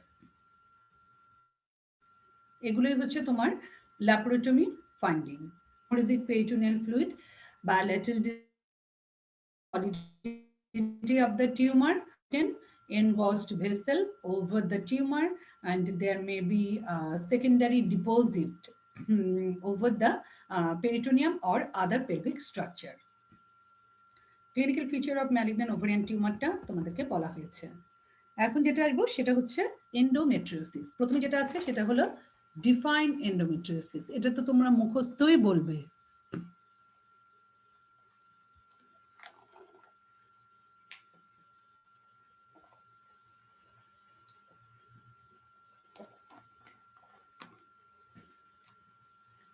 তাহলে কি? Define endometriosis, presence of functioning endometrium, that is stroma and gland inside other than uterine mucosa, is called endometriosis. If there is presence of functioning endometrium in uterine myometrium, then it is called adenomyosis. এই ডেফিনেশনটা আমি সাথে বলে দিলাম। এখন কি common sites of endometriosis? Most common site of endometriosis is ovary, pouch of Douglas, pelvic peritoneum. এই 3 point তোমাদের বলতেই হবে, ovary, pouch of Douglas, pelvic peritoneum. এছাড়া কি বলতে পারো তোমরা? Uterosacral ligament, rectovaginal septum, then sigmoid, appendix, pelvic lymph node, fallopian tube, etc. And rare site, umbilicus, uterine scar, abdominal scar, episiotomy scar, even in the arm, leg, kidney, ureter, etc. ঠিক আছে? তো common সাইটগুলো ভুলে গেলে চলবে না, ওই তিনটা তোমাদের বলতেই হবে, যে ওভারি, পাউচ অফ ডগলাস আর পেলভিক পেরিটোনিয়াম। এখন হচ্ছে what are the clinical feature and the medical treatment of endometriosis. Clinical feature মানে সিমটম অ্যান্ড সাইন। তোমাদেরকে মনে রাখার জন্য বলি যে দেয়ার আর 5 ডিস, 5টা ডি, ডি দিয়ে যে সিমটম সেগুলোই বলবি। প্রথমে কি? ডিসম্যানোরিয়া, দেন dyspareunia, dyschezia, dull ache in the abdomen, disorder of menstruation, and then lump in the abdomen. তাহলে প্রথমে কি? ডিসম্যানোরিয়া, painful menstruation. Dysmenorrhea, what type of dysmenorrhea? Secondary or congestive variety. এখন তোমার ক্লিনিক্যাল ফিচারগুলো আগে বলে নিই, তারপর আমি একটু এক্সপ্লেইন করবো। হ্যাঁ, তাহলে কি? সিমটমস আর dysmenorrhoea, dyspareunia, dyschezia, that is painful defecation, dysuria, dull ache in the abdomen, disorder of menstruation, and lump in the abdomen, lower abdomen. এছাড়া তোমার আর কি সাইন থাকতে পারে? Ill health, there may be pyrexia, and on parabdominal examination a swelling or lump is palpable, and on paravaginal examination bluish spot in the posterior fornix of the vagina, and on bimanual examination there is pelvic tenderness, nodule in the pouch of Douglas, there is nodular filling of the uterosacral ligament and rectovaginal septum, and there may be unilateral and bilateral adnexal mass of varying size. এটা হচ্ছে PV finding. এটা যদি তোমাদের জিজ্ঞেস করে তাহলে বলবে, এটা জিজ্ঞেস করতে পারে, সিমটমগুলোই মেইনলি জিজ্ঞেস করে। তাহলে সিমটম নিয়ে আমি একটু বলবো। ডিসম্যানোরিয়াটা জিজ্ঞেস করে। হ্যাঁ, ডিসম্যানোরিয়া, it is the congestive type of ডিসম্যানোরিয়া. Dysmenorrhea begins to appear few days prior to the onset of menstruation. It becomes more severe at the time of menstruation and become maximum at the end of menstruation. Start few days prior to menstruation, more severe at the time of menstruation, become maximum or worst at the end of menstruation, and sometimes pain persists in between menstruation. এরপরে কি বলেছি? Dyspareunia, painful intercourse, dyschezia, painful defecation, dysuria, painful micturition, dull ache in the abdomen, মানে pain in the abdomen and swelling. তাহলে 5 dish দিয়ে তোমরা মনে রাখবে। এরপরে কি আছে? Medical treatment. মেডিকেল ট্রিটমেন্টের মধ্যে there are various type of hormonal treatment is available, that is oral for to see type of progesterone therapy. Progesterone therapy, that is medroxyprogesterone or norethistone acid or levonorgestrel intrauterine system in case of Asomen, and gestrinone or Dynogest, Danazol, GnRH analog. অনেকগুলো নাম বললাম তোমাদেরকে। combined oral contraceptive pill or various type of progesterone hormone such as medroxyprogesterone acetate, norethistone acetate, gestrinol, dydrogesterone, ডাইনোজেস্ট এখন অনেক new, ডাইনোজেস্টটা বাদ দেওয়া যাবে না, আমরা প্রচুর প্রেসক্রিপশনে ডাইনোজেস্ট লিখছি। ডাইনোজেস্ট, ডানাজল, জেনারেচ অ্যানালগ, এই নামগুলো বলবে। এখন শর্টে একটু বলে দিই যে what is the mechanism of action of this drugs. Medical treatment যে দিচ্ছ, মেকানিজম অফ অ্যাকশনে তোমরা বলবে this drugs causes decidualization and atrophy of endometrium so that it produces amenorrhoea. Decidualization and atrophy of uterine endometrium, so it produces amenorrhea. Amenorrhea হলে তো আর pain হবে না। হ্যাঁ, তাহলে দেখা যায় যে এন্ডোমেট্রিওসিসের পেইনটা থাকে না। অনেক ক্ষেত্রে এন্ডোমেট্রিওসিসের ট্রিটমেন্টটা বা এন্ডোমেট্রিওসিস অনেক ক্ষেত্রে কারেকশন হয়ে যায়। এবার আমরা চলে যাব অ্যাবর্শন। অ্যাবর্শন তো তোমাদের জন্য ভেরি ভেরি ইম্পর্টেন্ট, এটা তোমাদের রিটেন। প্রথমে কি? ডিফাইন অ্যাবর্শন, এটা ধরবেই, টেবিল ভাইভাতে ধরতে পারে। ডিফাইন অ্যাবর্শন কি বলবে? Abortion is the expulsion or extraction from its mother of an embryo or fetus weighing 500 gram or less when it is not capable of independent survival. আমি কিন্তু definition বলে দিয়েছি, এটাই তোমরা বলবে। এখন কোশ্চেনগুলো কি? 22-year-old lady came to you with history of amenorrhea for 8 weeks. 2 মাসে amenorrhea with parvaginal bleeding and pain in the lower abdomen. What are the probable causes of these condition? তাহলে পেশেন্টের কি কি আছে? 8 week amenorrhea, vaginal bleeding এবং pain আছে, bleeding আছে, pain আছে এবং 8 উইক ধরে।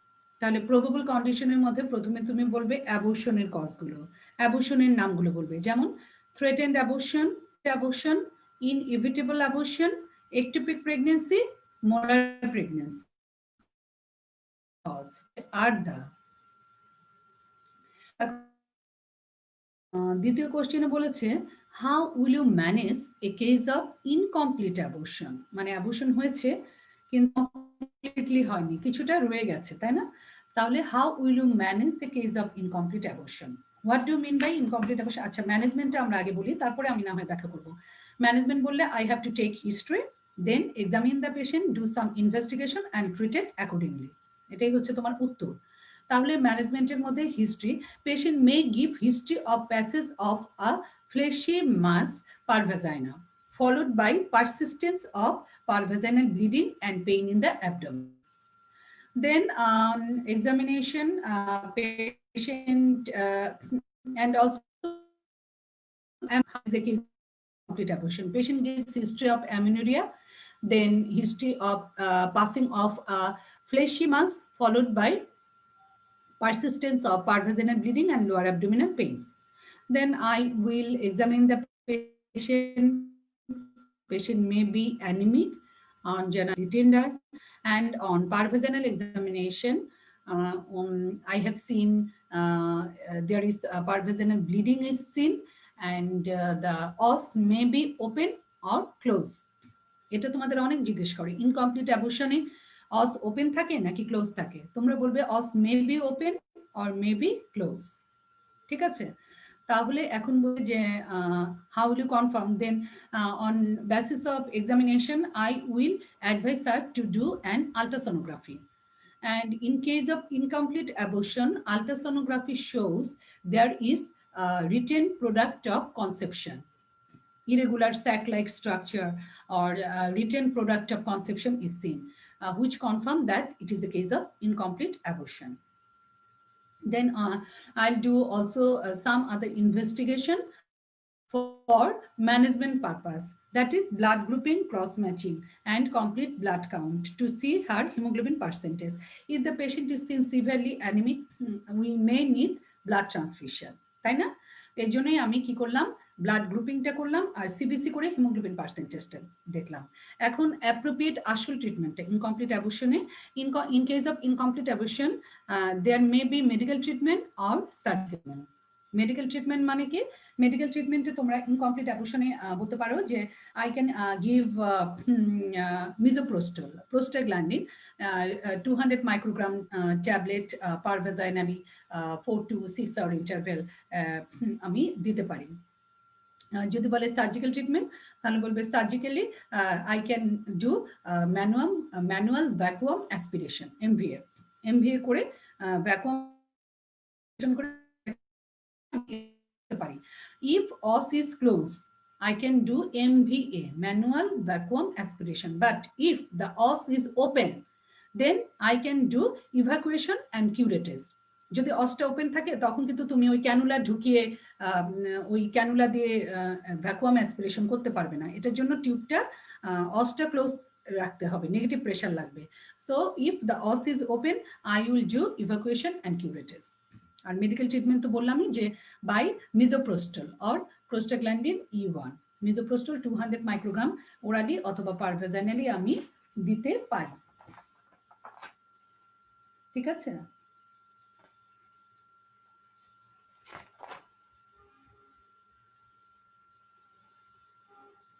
মিজোপ্রোস্টল যদি আমরা অনেক সময় 4 to 6 আওয়ার ইন্টারভেলে অনেক সময় বলা হয় যে বেশি করে দেওয়া, এটা তোমার ফিগোতে বলে ওরা, ইন্টারন্যাশনাল যে কারিকুলাম অনুযায়ী প্রোটোকল অনুযায়ী সেখানে তোমাকে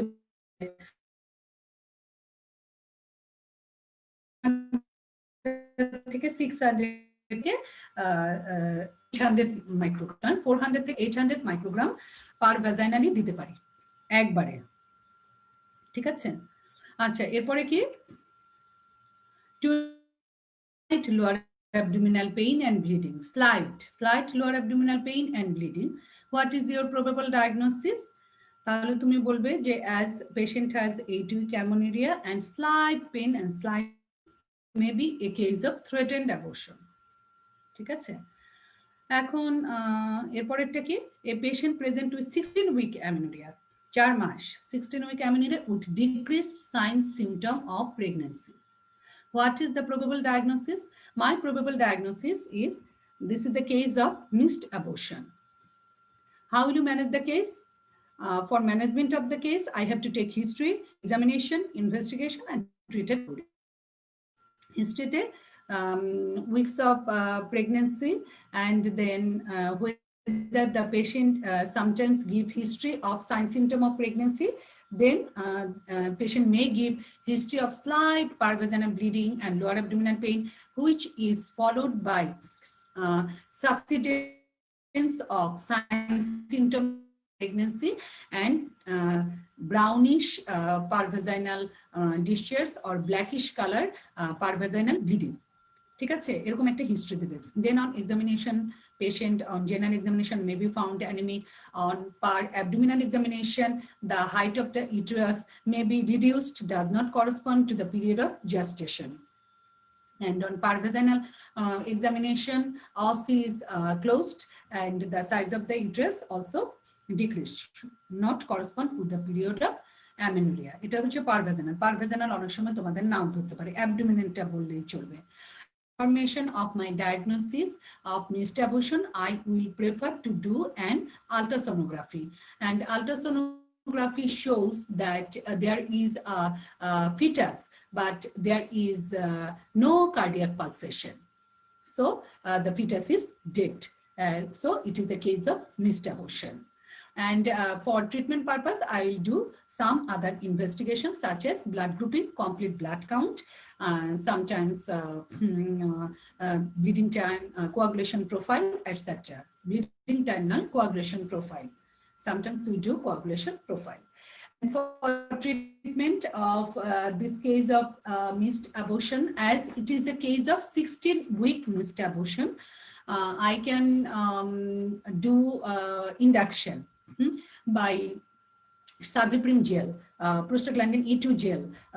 4 to 6 hourly, I can apply Sarbiprim E2 gel, or I can give intracervical catheter, or I can use misoprostol. তাহলে কতগুলো উত্তর বললাম দেখেছো? একটা হচ্ছে সার্বিপ্রিম জেল, হ্যাঁ, 4 to 6 hourly, or intracervical catheter, or I can use misoprostol or prostaglandin. এবং prostaglandin যেটা, সেটা কত, 200 মাইক্রোগ্রাম পার ভ্যাজাইনালি আমরা দিতে পারি 4 to 6 আওয়ারলি। 200 মাইক্রোগ্রাম করে পার ভ্যাজাইনালি অথবা পার ওরালি আমরা দিতে পারি 4 to 6 hourly. And if sufficient contraction does not appear consistent with the borrow, then I can also use oxytocin with 500 or 1000 infusion or saline to produce uterine contraction. তাহলে এটা পুরোটাই কিন্তু medical ট্রিটমেন্টে গেল, যে আমি প্রোস্টাগ্ল্যান্ডিন E2 জেল ইউজ করতে পারি, ইন্ট্রাসার্ভাইকাল catheter use করতে পারি, or misoprostol to produce cervical dilatation. Then to augment the procedure, I can give oxytocin in infusion. And sometimes medical treatment product doesn't expelled out completely. In that case, we may need evacuation of the uterus, that is surgical treatment. তোমাকে missed abortion 16 week এইভাবেই বলতে হবে। তাহলে শর্টকাটে জিজ্ঞেস করলে তোমরা বলবে যে মেডিকেল এই ট্রিটমেন্টগুলো করতে পারি, এবং side by side if not evacuated completely we can do surgical evacuation. এরপরে দেখো, 20-year primary gravid lady present with 8-week amenorrhea with slight parvaginal lower abdominal pain. এটা একই, তাই না? Threatened abortion. স্লাইট পেইন আর ব্লিডিং বললেই threatened অ্যাবর্শনটা সবার আগে বলবে। এখন দেখো বলেছে, how will you differentiate between threatened abortion and incomplete abortion? তাহলে threatened আর incomplete abortion differentiation বলে প্রথমে আমি definition দিয়ে শুরু করব। Threatened abortion আমি বলবো যে when the process of miscarriage has started but has not progressed to such a state from which recovery is impossible. That means আমাকে বলতে হবে when the process of miscarriage has started but has not progressed to such a state from which recovery is impossible. That is, recovery is possible. R incomplete abortion এর definition বলে ফেলতে হবে যে it is a clinical type of abortion where the changes have progressed such an state from which continuation of pregnancy is not possible. That is, এটা আরেকভাবে বলতে পারে incomplete abortion when the product of conception is expelled out partially and not completely, and some product of conception retained inside the uterine cavity. It is called incomplete abortion.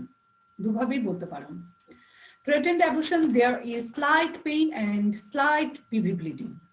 And incomplete abortion, a patient may give history of passage of a fleshy mass followed by persistence of parvaginal bleeding and lower abdominal pain.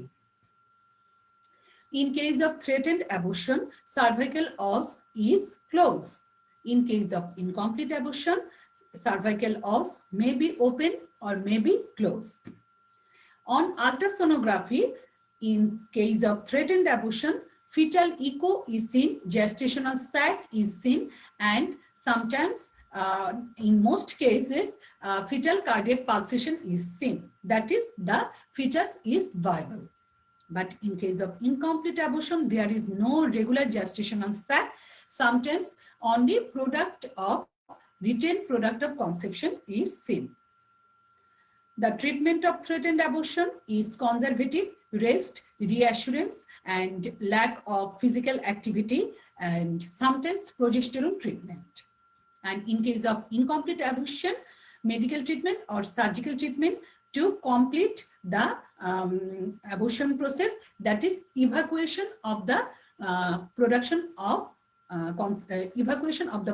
of conception by medical method or by surgical method, by giving prostaglandin, misoprostol, or by MVA, or by evacuation and curettage. Incomplete abortion ট্রিটমেন্টটা আমি একটু আগে বর্ণনা করেছি, এভাবে বলতে পারো। তাহলে দেখেছো ডিফারেন্সের মধ্যে কতগুলো পয়েন্ট বললাম, ডেফিনেশন, তারপর সিমটম, পিভি ফাইন্ডিং কেমন, আলট্রাসোনোগ্রাফিতে কেমন দেখা যায়, দেন treatment.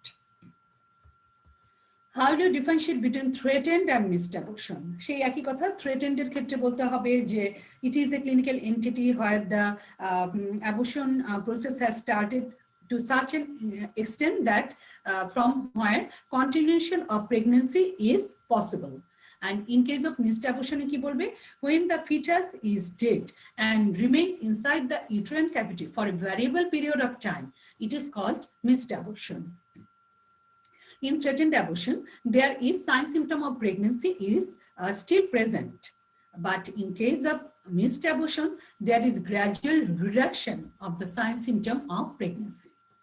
In threatened abortion, there is slight lower abdominal pain and parvaginal bleeding. And in case of missed abortion, sometimes there is slight parvaginal bleeding followed by persistence of sometimes brownish vaginal distress. Treatment, threatened abortion, conservative treatment, rest, reassurance, progesterone treatment, lack of physical activity. And in case of missed abortion, fetal or by surgical method. Medical method by using prostaglandin, or in surgical method by MVM. ঠিক আছে, এখন দেখো কোশ্চেনটা কি, a patient came to you with a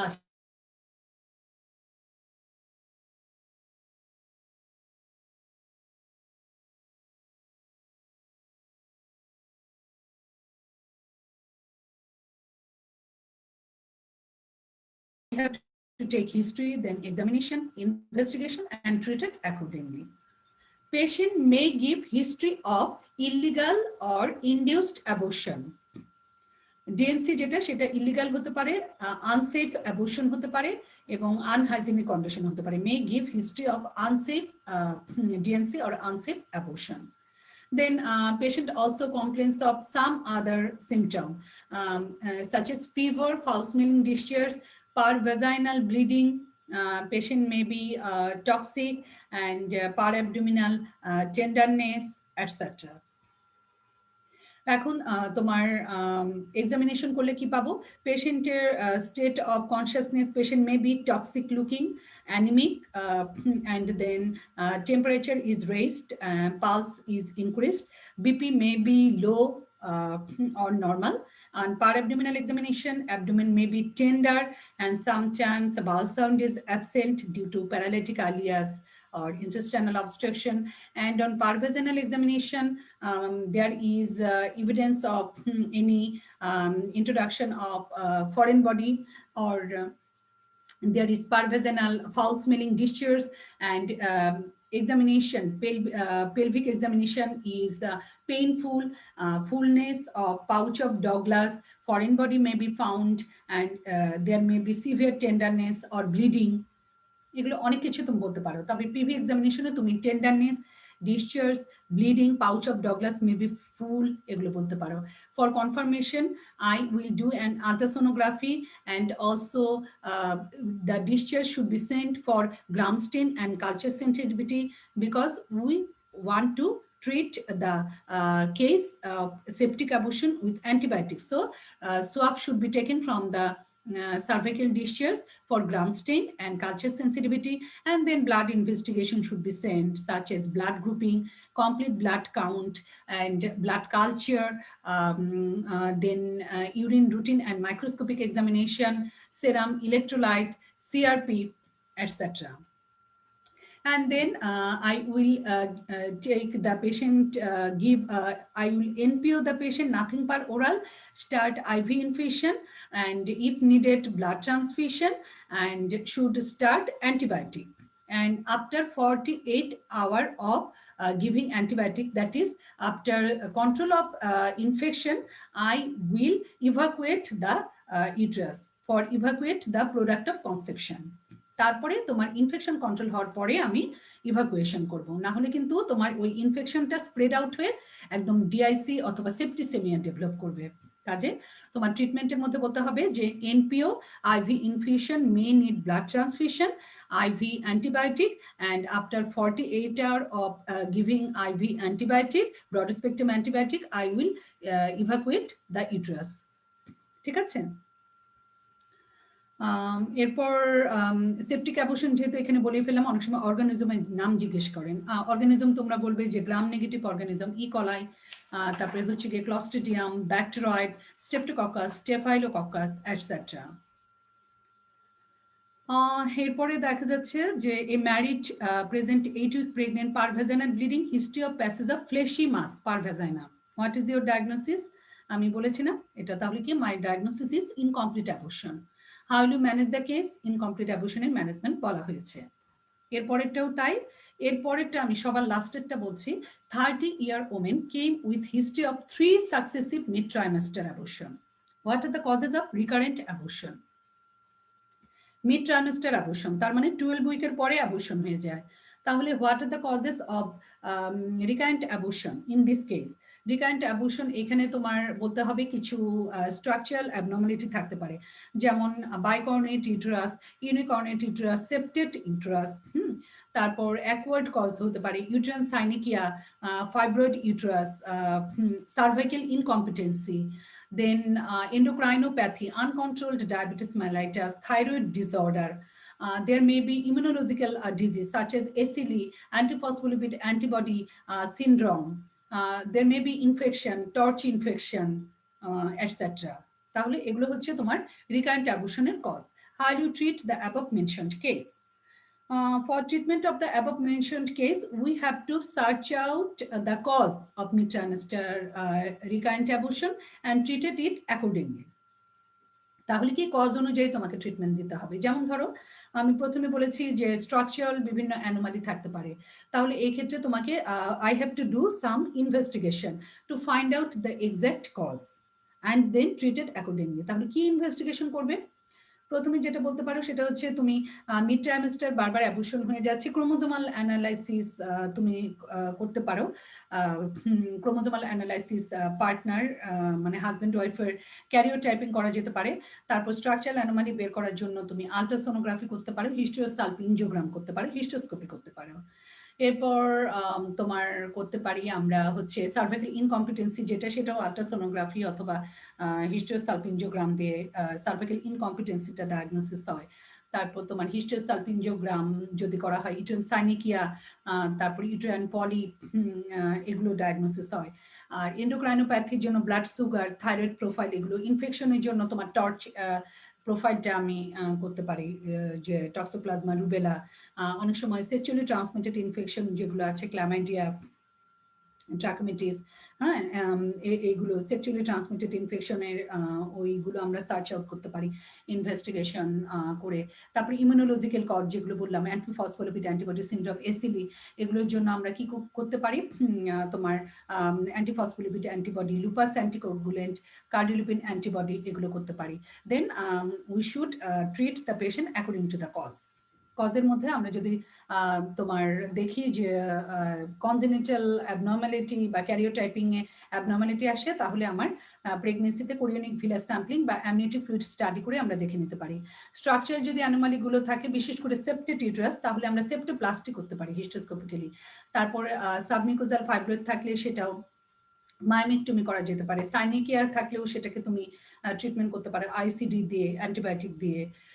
তারপর হচ্ছে তোমার cervical ইনকম্পিটেন্সি যদি হয়, সেক্ষেত্রে আমরা during pregnancy cervical suture, cerclage operation করতে পারি, শিরোৎকার করতে পারি। এন্ডোক্রাইনোপ্যাথি হলে control of diabetes, thyroid treatment. তারপর ইমিউনোলজিক্যাল ডিজিজ যদি থাকে, অ্যান্টিফসফোলিপিড অ্যান্টিবডি সিন্ড্রোম, এসিলি, এগুলো যদি থাকে, তাহলে আমরা এক্ষেত্রে তোমার অ্যাসপিরিন আর হচ্ছে স্টেরয়েড জাতীয় ড্রাগ দিতে পারি। আর হচ্ছে হেপারিন ইউজ করতে পারি। বিভিন্ন রকমের কোয়াগুলেশন ডিসঅর্ডার হয়, কোয়াগুলোপ্যাথির জন্য অ্যাবর্শন হয়ে যায়, কাজে হেপারিন দিতে পারি। আর হচ্ছে তোমার অ্যাসপিরিন দিতে পারি। আর ইনফেকশন যেগুলো, সেগুলো ট্রিটমেন্টের জন্য তোমার ভ্যাকসিনেশন অথবা অ্যান্টিবায়োটিক ইউজ করতে পারি।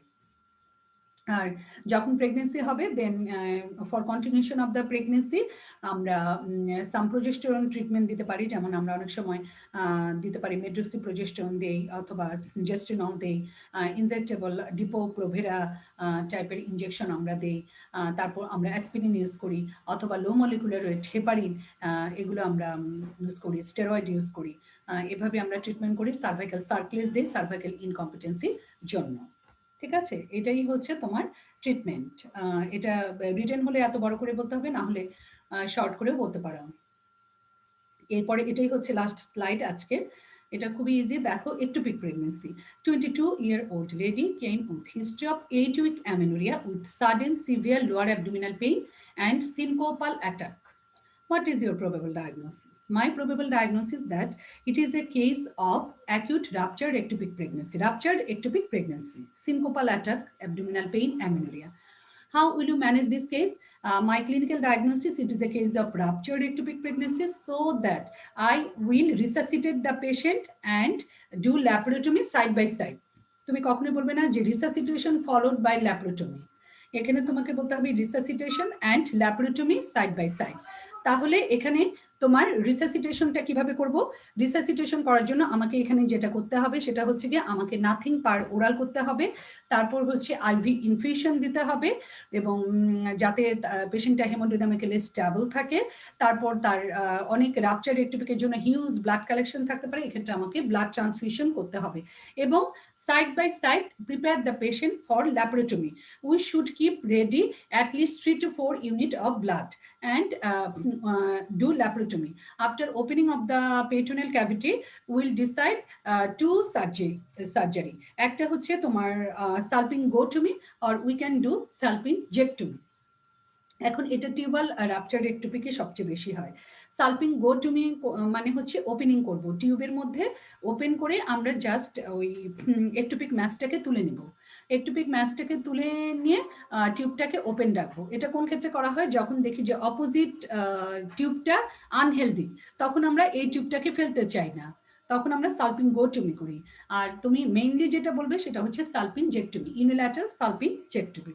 তাহলে ম্যানেজমেন্টটা resuscitation and laparotomy side by side, and তোমার ব্লাড ট্রান্সফিউশন দিতে হবে। 3 to 4 unit blood should be kept ready. Patient should be give IV infusion, management of shock, give oxygen and immediate laparotomy, and most probably tubal ectopic pregnancy is most common, so we should do salpingectomy. ঠিক আছে? আর তোমার এখানে ectopic pregnancy related একটা কথা বলতে চাচ্ছিলাম, সেটা হচ্ছে যে একটোপিক প্রেগনেন্সির রিস্ক ফ্যাক্টর, এটা অনেক সময় ধরে। হ্যাঁ, রিস্ক ফ্যাক্টরের মধ্যে বলবে যে history of sexually transmitted infection or pelvic inflammatory disease, then history of previous ectopic pregnancy, tubal reconstructive surgery or ICD user. ICD user এগুলোই হচ্ছে গিয়ে একটোপিক প্রেগনেন্সির রিস্ক ফ্যাক্টর। হ্যাঁ, এটা অনেক সময় ধরে। আর একটোপিক প্রেগনেন্সি আরেকটা ধরে যে মেডিকেল ম্যানেজমেন্ট। এটা তো সার্জিক্যাল মেডিকেল ম্যানেজমেন্ট কখন করবে? তখন তুমি বলতে পারো যে if ectopic pregnancy patient is haemodynamically stable, হ্যাঁ, পেশেন্ট শকে নেই, এবং প্রেগনেন্সির sac size less than 4 centimetre, এবং বিটা এসিজি লেভেল হচ্ছে লেস দেন 3000 ইউনিট, এবং পেশেন্ট হচ্ছে তোমার হেমোডাইনামিক্যালি স্টেবল, সেই সমস্ত ক্ষেত্রে তোমাকে মেডিকেল ট্রিটমেন্ট দিতে পারো। স্যাকের সাইজ 4 সেন্টিমিটারের কম হবে, there is no cardiac pulsation, এবং confirmed ectopic pregnancy is confirm, এবং beta HCG level less than 3000, and patient is haemodynamically stable, less sign symptom. তাহলে মেডিকেল ম্যানেজমেন্টে আমরা কি দেই? আমরা বলবো ইনজেক্টেবল মেথোট্রেক্সেট দেই 50 মিলিগ্রাম আইএম দেই, এবং বিটা এসিজিটা আমরা 3 to 7 days পরে দেন মনিটর করে দেখি যে এটা reduction of beta HCG level হচ্ছে কিনা। মোর দেন 15% রিডাকশন হওয়া মানে হচ্ছে মেডিকেল ট্রিটমেন্টটা সাকসেসফুল। তাহলে আমরা বিটা এসিজিটা উইকলি ইন্টারভেলে ফলো আপ করলেই হবে। মেথোট্রেক্সেট দিলে কিভাবে ফলো আপ করবো? আমরা বিটা ইসিজিটা উইকলি ইন্টারভেলে ফলো আপ করবো। যদি মোর দেন 15% বিটা ইসিজি লেভেলটা ফল করে 3 থেকে 7 ডেজের মধ্যে, তাহলে ট্রিটমেন্টটা হচ্ছে সাকসেসফুল। তাহলে তোমাদের খালি বলতে হবে যে মেডিকেল ট্রিটমেন্ট হয় কিনা। হ্যাঁ হয়। কার ক্ষেত্রে হয়, ইন্ডিকেশনটা কি, এবং কি দিয়ে দিই? Injectable methotrexate IM 50 milligram IM single ডোজে আমরা একটোপিক প্রেগনেন্সি ম্যানেজমেন্ট করে থাকি। আজকে এই পর্যন্তই। এরপরে আমরা পার্ট 3-তে আরো যে টপিকসগুলো আছে সেগুলো নিয়ে আলাপ করব। তাহলে আজকে ভাইবা সেশন পার্ট 2 এখানেই শেষ করে দিচ্ছি। হ্যাঁ, আল্লাহ হাফেজ।